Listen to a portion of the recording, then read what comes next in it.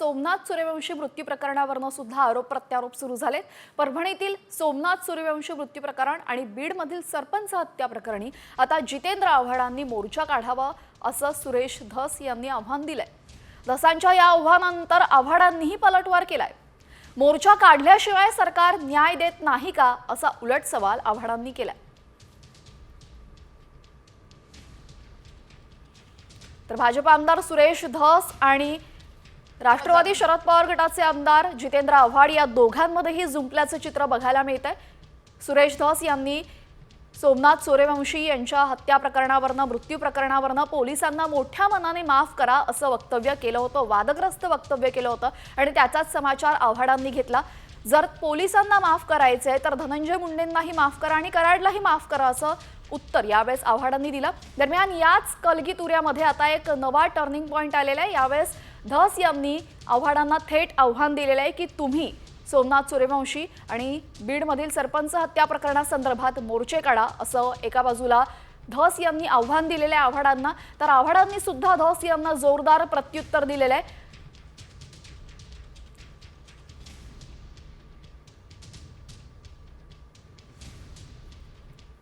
जितेंद्र आव्हाडांचा पोटशोळ उठण्याचं कारण हे असेल, मग जितेंद्र आव्हाड साहेब, माझं तुम्हाला आव्हान आहे, सोमनाथ सूर्यवंशीबद्दल आणि परभणीच्या प्रकरणाबद्दल तुम्हाला फारच जर काही वाटत असेल तर तुम्ही लाखाचा मोर्चा काढा ना, ठाण्यामध्ये काढा, मुंबईला आणून मोर्चा काढा, ते करत नाहीत तुम्ही। एवढं मोर्चा करतात ना, यांच्या सरकारसमोर लाखो लोकांचे मोर्चे निघाले मराठा समाजाचे। काय न्याय दिला हो मराठा समाजाला? सरकार जोपर्यंत लाखोंचा मोर्चा बघणार नाही तोपर्यंत न्याय देणार नाही असं म्हणायचंय? या सरकारला न्यायाची चाड राहिलेली नाही। तर परभणी आणि बीड प्रकरणावरून आपण पाहिलेलं आहे धस आणि जितेंद्र आव्हाड यांच्यामध्ये जुंपल्याचं चित्र आहे। दरम्यान या संदर्भात अक्षय शिंदेवर नक्की काय प्रतिक्रिया दिलेली आहे तेही आपण ऐकूया। मुंबईच्या मोर्चात आले आणि अक्षय शिंदेचे गुणगान गाऊन माघारी गेले। अरे त्या लेकराच्या आईवडिलांना किंवा लेकराला काय वाटलं असेल? अक्षय शिंदेचे गुणगान गाणाऱ्यांकडून दुसरी काय अपेक्षा करायची? अक्षय शिंदेचं कुठेही मी गुणगान गायलेलं नाही। तो गुन्हेगार असेल तर त्याला कायद्याने शिक्षा होईल, पण म्हणून त्याला एक्स्ट्रा ज्युडिशियल अथॉरिटीचं काम करून 4 फुटावरनं गोळी घालणं हे न्यायाला मान्य नाही। आणि आम्ही म्हणत नाही अक्षय शिंदेला चा खून झाला, स्वतः न्यायाधीश म्हणतात की अक्षय शिंदेचा खून झाला, त्याचा एन्काउंटर झालेला नाही। तर परभणी आणि बीड प्रकरणावरून आपण पाहिलं आव्हाड आणि धस यांच्यामध्ये जुंपलेली आहे। आता वळूयात इतर बातम्यांकडे। बातमी आहे मंत्री तानाजी सावंत यांच्या मुलासंदर्भातली। माजी मंत्री तानाजी सावंत यांच्या मुलाचा प्रताप आता समोर आलेला आहे। खासगी विमानासाठी तानाजी सावंत यांचा मुलगा ऋषिराजने तब्बल 68 लाख रुपये मोजले।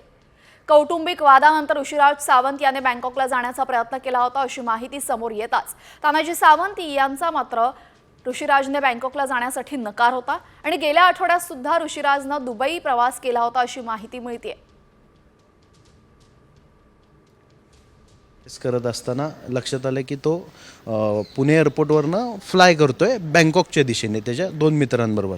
मग लगेच घरचे सोडणार नाहीत किंवा परमिशन देणार नाहीत म्हणून त्यांनी न सांगता ह्या सगळ्या गोष्टी करण्याचा प्रयत्न केला आणि त्यासाठी तो तिथं त्याचं काय तर बिझनेसच्या गोष्टी होत्या त्यासाठी तो तिथं जाण्याचा त्याचा मानस होता आणि ह्या सर्वांच्या मदतीने पोलीस प्रशासनाच्या मदतीने हे सगळ्या गोष्टी ट्रेस आउट झाल्या आणि साधारणतः संध्याकाळी परत 9:30-10 वाजताच्या सुमारास त्याला परत पुणे एअरपोर्टमध्ये सुखरूप ह्या सगळ्यांच्या मदतीने तो आला।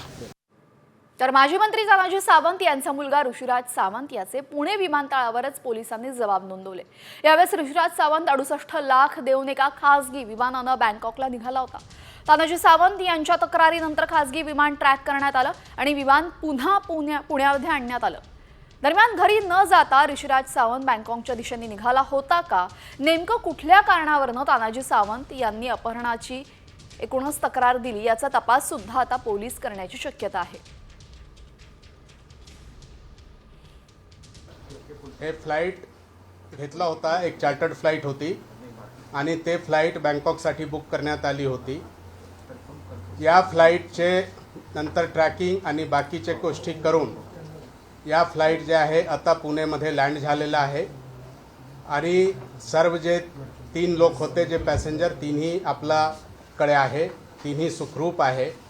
आणि या कोणत्या कारणासाठी हे लोक चालले होते याबद्दलची जे आहे ते विचारपूस आता करण्यात येत आहे. 12वी बोर्डाची परीक्षा सुरू झालेली आहे आणि 12वीच्या परीक्षेमध्ये कॉपी बहादरांचा सुळसुळाट बघायला मिळतोय. जालन्याच्या ढोकसाळ परीक्षा केंद्रावरील हा संपूर्ण प्रकार असून शाळेच्या कंपाऊंडवर चढून विद्यार्थ्यांना कॉपी पुरवण्याचं काम सुरू आहे. कॉपी मुक्त अभियानाचा यामुळे फज्जा उडाल्याचं चित्र बघायला मिळतंय.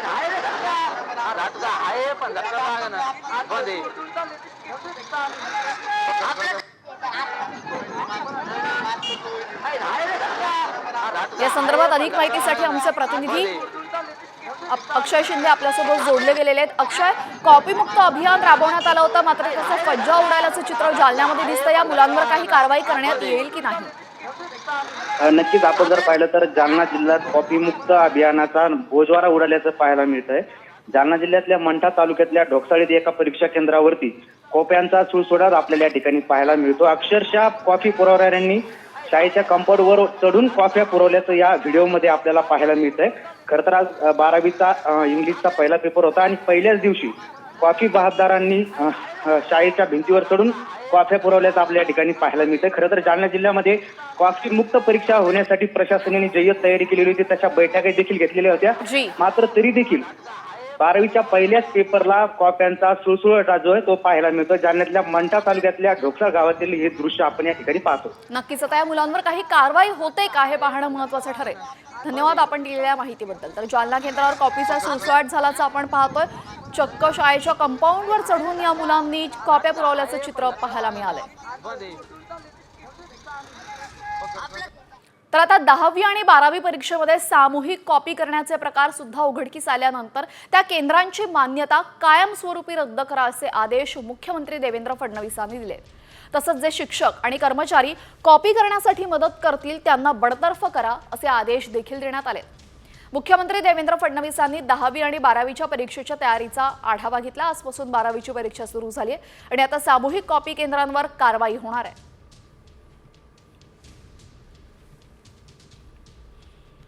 नंतर बातमी आहे राजकीय वर्तुळातून आणि मोठी बातमी आहे. एकनाथ शिंदे आज अमित शहांची भेट घेणार असल्याची माहिती सूत्रांनी दिलेली आहे. आज दिल्ली पुरस्कार सोहळा पार पडल्यानंतर ही भेट होण्याची शक्यता सूत्रांनी वर्तवली आहे.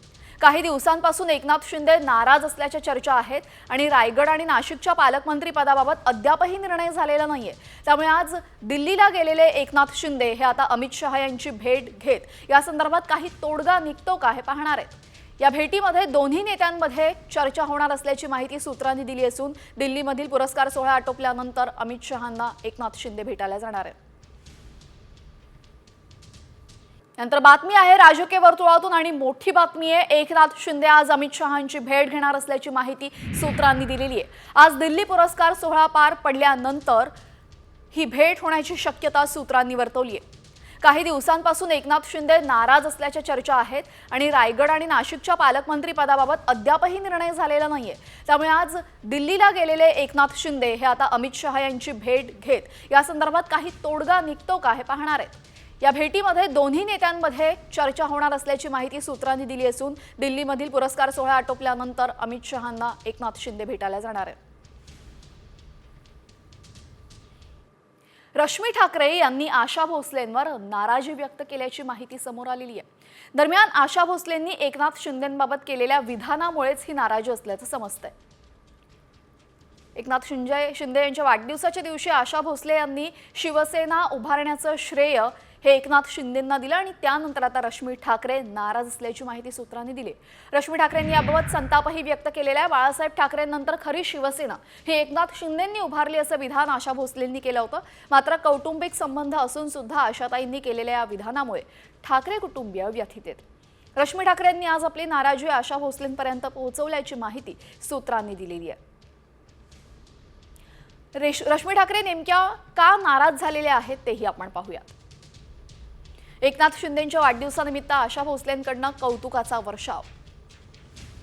तर बाळासाहेबांसारखे एकनाथ शिंदेंनीही शिवसेना उभी केल्याचं आशा भोसले यांनी विधान केलं. तर रश्मी ठाकरे यांची आशा भोसले यांच्यावर तीव्र नाराजी याच वक्तव्यामुळे. मध्यस्थांकडून आशा भोसले यांना निरोपही दिल्याची माहिती. तर एकनाथ शिंदेंना श्रेय दिल्यामुळे ठाकरे कुटुंबीय व्यथित झाल्याचीही माहिती समोर येते. आशा भोसले नक्की काय बोललेले आहेत एकनाथ शिंदेंसंदर्भात तेही आपण ऐकूयात. आणि तुम्ही मला फार आवडता. अचानक वर आलात तुम्ही, आम्हाला माहित नाही तुम्ही काम करत होता म्हणून. अचानक वर आलात आणि जशी बाळासाहेबांनी शिवसेना घडवली एकट्याने, तशी तुम्ही परत शिवसेना घडवलीत. त्यामुळं मला तुमचा अभिमान वाटतो. बातमी आहे सुनेत्रा पवारांसंदर्भात. राष्ट्रवादीच्या खासदार सुनेत्रा पवार आणि अजित पवार यांच्या पत्नी सुनेत्रा पवार राज्यसभेमध्ये आज तालिका अध्यक्षांच्या भूमिकेत पाहायला मिळालेले आहेत. लोकसभेत पराभव, राज्यसभेत वर्णी आणि त्यापाठोपाठ मिळालेल्या मानाचा बंगला यामुळे सुनेत्रा पवार चर्चेत होत्या. आता सुनेत्रा पवारांवर तालिका अध्यक्षाची महत्त्वाची जबाबदारी सोपवण्यात आलेली आहे. राज्यसभेमध्ये तालिका अध्यक्षांची भूमिका बजावत असताना सुनेत्रा पवार यांनी नियमावर बोट धरत खासदार प्रफुल्ल पटेल यांना वेळेची आठवण करून देत खाली बसण्याच्या सूचना देखील दिल्या. महत्त्वाचं म्हणजे प्रफुल्ल पटेल यांना संसदीय राजकारणाचा मोठा अनुभव आहे. मात्र तालिका अध्यक्षांच्या भूमिकेमध्ये असणाऱ्या सुनेत्रा पवार यांनी पटेल यांनाच नियमांची आठवण करून दिलेली आहे. आज इन्फ्लेशन की बात करते हैं आप लोग, तो ये इन्फ्लेशन के प्रति सामने एक हेज के तौर पर भी ये टैक्सेशन का फायदा हो रहा है. और इसीलिए मेरे को वक्त इधर से है, बीजेपी से, यहाँ से, और इसीलिए आपके पास तो वक्त बचा ही नहीं है, या तो वक्त ही वक्त है. उपमुख्यमंत्री एकनाथ शिंदे यांचा महाविकास आघाडीला मोठा दणका. दिल्लीमध्ये शिवसेना ठाकरे गट आणि काँग्रेसच्या पदाधिकारी यांचा शिवसेनेमध्ये प्रवेश होणार असल्याची माहिती समोर येते. तर काँग्रेसच्या प्रवक्त्या हेमलता पाटील यांचाही शिवसेनेमध्ये प्रवेश होणार आहे. एकनाथ शिंदे आता महाविकास आघाडीला मोठा दणका देण्याच्या तयारीत आहेत. काँग्रेस प्रवक्त्या हेमलता पाटील शिवसेनेमध्ये प्रवेश करणार असून सोबतच काही नगरसेवक सुद्धा आजच प्रवेश करण्याची शक्यता आहे. उपमुख्यमंत्री एकनाथ शिंदे यांच्या उपस्थितीमध्ये हे प्रवेश होणार आहेत.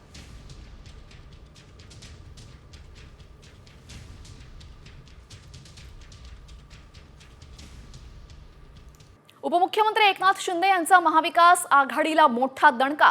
दिल्लीमध्ये शिवसेना ठाकरे गट आणि काँग्रेसच्या पदाधिकारी यांचा शिवसेनेमध्ये प्रवेश होणार असल्याची माहिती समोर येते. तर काँग्रेसच्या प्रवक्त्या हेमलता पाटील यांचाही शिवसेनेमध्ये प्रवेश होणार आहे. एकनाथ शिंदे आता महाविकास आघाडीला मोठा दणका देण्याच्या तयारीत आहेत. काँग्रेस प्रवक्त्या हेमलता पाटील शिवसेनेमध्ये प्रवेश करणार असून सोबतच काही नगरसेवक सुद्धा आजच प्रवेश करण्याची शक्यता आहे. उपमुख्यमंत्री एकनाथ शिंदे यांच्या उपस्थितीमध्ये हे प्रवेश होणार आहेत.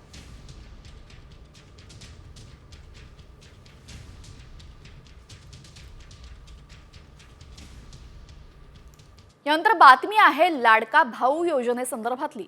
महायुती सरकारच्या काळामध्ये सुरू झालेली लाडका भाऊ योजना आता गुंडाळण्याच्या हालचाली सुरू झाल्यात. लाडकी बहीण योजनेमुळे आधीच तिजोरीवर ताण येतोय आणि त्यामुळे आता लाडका भाऊ योजना बंद होणार असल्याची माहिती सूत्रांनी दिली आहे. तत्कालीन मुख्यमंत्री एकनाथ शिंदेंच्या काळात मुख्यमंत्री युवा कार्य प्रशिक्षण योजना सुरू करण्यात आली होती.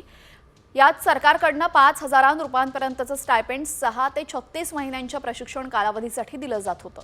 मात्र या योजनेकडे खासगी कंपन्या तसेच विद्यार्थ्यांनी सुद्धा पाठ फिरवली आहे.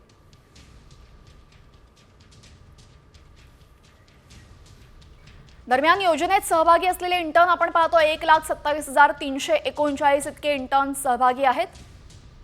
प्रत्यक्ष स्टायपेंड घेणारे 1,16,950. सरकारी आस्थापनांमधील इंटर्न किती आहे ते आपण बघतो. 80,544 म्हणजे जवळपास 63.25% इतके इंटर्न्स आहेत. खासगी आस्थापनांमधील इंटर्न आपण पाहतोय 46,795 37.74% इतके आहेत.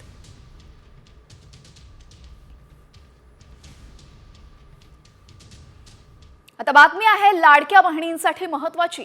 कारण आता अपात्र बहिणींची नावं वगळण्यास सुरुवात झालेली आहे. त्यामध्ये पहिल्या टप्प्यात 4 चाकी असलेल्या बहिणींच्या नावांची पडताळणी प्रशासकीय पातळीवर सुरू झाली आहे. यामध्ये पुण्यात 4 चाकी असलेल्या 75,000 लाडकींना बाद करण्यात आलेलं आहे. निकषांबाहेर लाभ घेतलेल्यांच्या पडताळणीसाठी आता अंगणवाडी सेविकांची मदत घेतली जाते. तर काही महिलांकडून स्वतःहून लाभ सोडल्याचा अर्ज यासोबतच महिला व बालकल्याण विभागाकडे हा अर्ज सुपूर्द केला जातोय.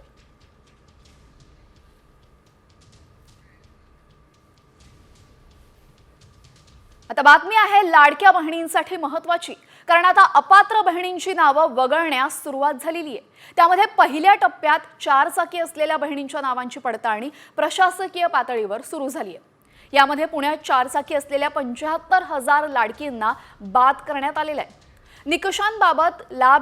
निकषांबाहेर लाभ घेतलेल्यांच्या पडताळणीसाठी आता अंगणवाडी सेविकांची मदत घेतली जाते, तर काही महिलांकडून स्वतःहून लाभ सोडल्याचा अर्ज, यासोबतच महिला व बालकल्याण विभागाकडे हा अर्ज सुपूर्द केला जातोय।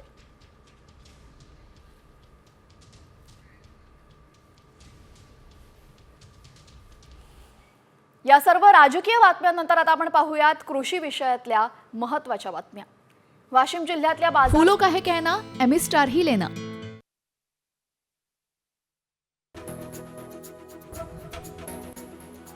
वाशिम जिल्ह्यातील बाजार समित्यांमध्ये हरभऱ्याची आवक मंदावलेली आहे। सोमवारी जिल्ह्यातील प्रमुख बाजार समित्यांमध्ये हरभऱ्याची केवळ 1700 क्विंटल पोत्याची आवक झाली।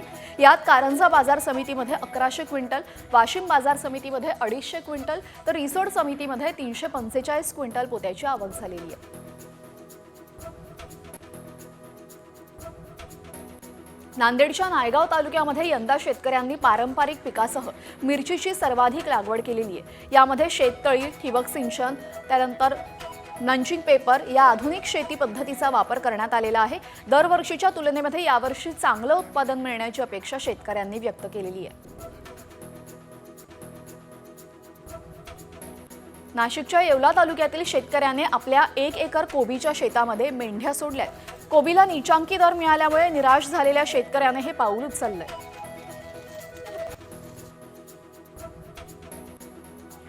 जळगावच्या भरिताच्या वांग्यांची आवक विविध बाजारात वाढलेली आहे। दररोज 18 ते 20 क्विंटल भरताची वांगी येत आहेत। त्यामुळे शेतकऱ्यांना प्रति किलो 10 ते 15 रुपये आणि किरकोळ बाजारात 20 ते 25 रुपये प्रति किलो इतका दर मिळतोय।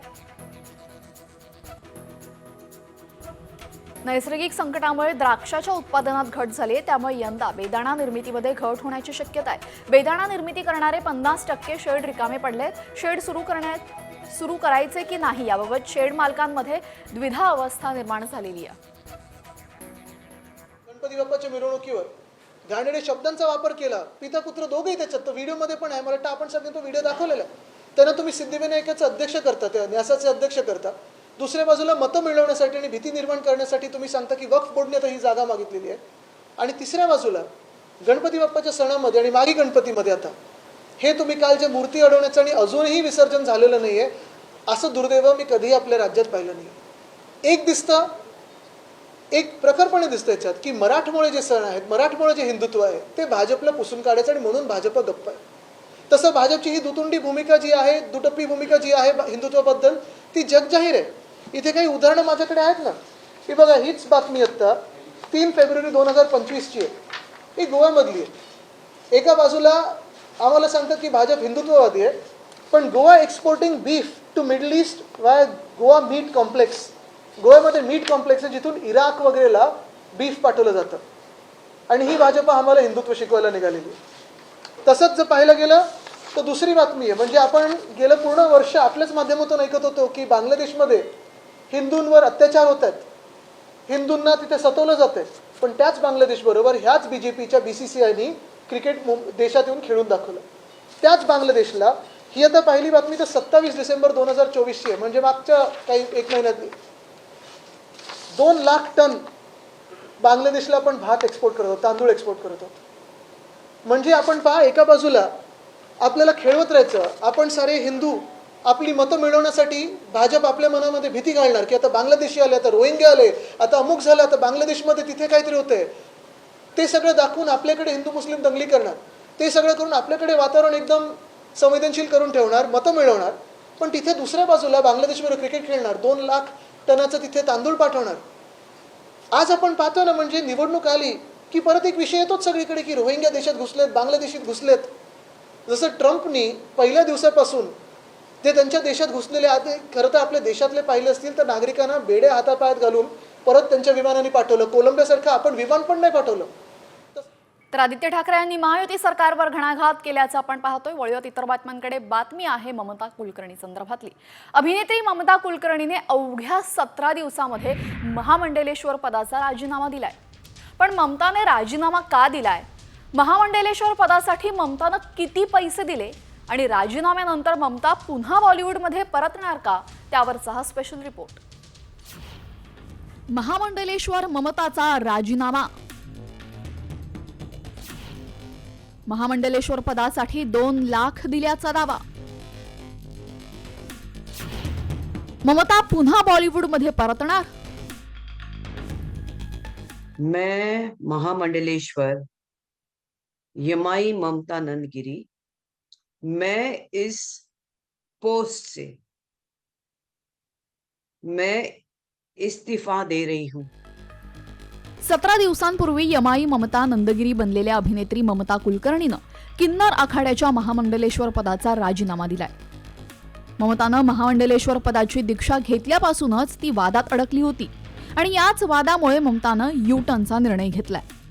मैं महामंडलेश्वर यमाई ममता नंदगिरी, मैं इस पोस्ट से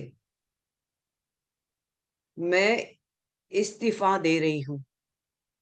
आज किन्नर अखाड़े या दोनों अखाड़ों में बीच में जो मुझे लेके महामंडलेश्वर की उपाधि घोषित करने के बीच में जो प्रॉब्लम्स हो रही है, जब मुझे 2 लाख मांगे गए थे, मेरे सामने 3-4 महामंडलेश्वर थे, मेरे सामने 3-4 जगत गुरु थे उसी रूम के अंदर, और मैंने कहा मेरे पास 2 लाख नहीं. तब जाके वहां पे जो बैठी हुई जय अंबागिरी महामंडलेश्वर है, उन्होंने उनके जेब से 2 लाख देके लक्ष्मी नारायण त्रिपाठी जी को दिया था. ममता कुलकर्णी आणि वाद हे समीकरण ठरलेलंच. त्यातच ममतानं बॉलिवूडमधून एक्झिट घेत 17 दिवसांपूर्वी महाकुंभमेळ्यात महामंडलेश्वर पदाची दीक्षा घेतली होती. मात्र त्यानंतर अनेक साधू संतांनी ममताच्या महामंडलेश्वर पदावर आक्षेप घेतला. एवढंच नाही तर किन्नर आखाड्याचे संस्थापक ऋषिदास यांनी ममताची हकालपट्टी करण्याचा निर्णय घेतला होता. त्याची काय कारणं आहेत पाहूयात. ममताचा डी गँग सोबत संबंध असल्याचा आरोप. ड्रग्ज प्रकरणामध्ये ममताचं आलेलं नाव. परंपरांचं पालन न करता वैराग्याच्या दीक्षाऐवजी महामंडलेश्वर पदाची दीक्षा घेतल्याने वाद. ममताला देण्यात आलेलं पद सनातन धर्माच्या विरोधात असल्याचा आक्षेप. 90च्या दशकात आपल्या मादक अदांनी बॉलिवूड गाजवणाऱ्या ममता कुलकर्णीनं काम, क्रोध, लोभ, मत्सर सोडून साध्वी होण्याचा निर्णय घेतला होता. मात्र आता वादानंतर तिनं महामंडलेश्वर पदाचा त्याग करत राजीनामा दिलाय.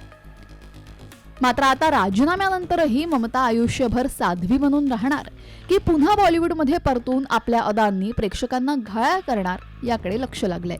ब्युरो रिपोर्ट, साम टीव्ही न्यूज.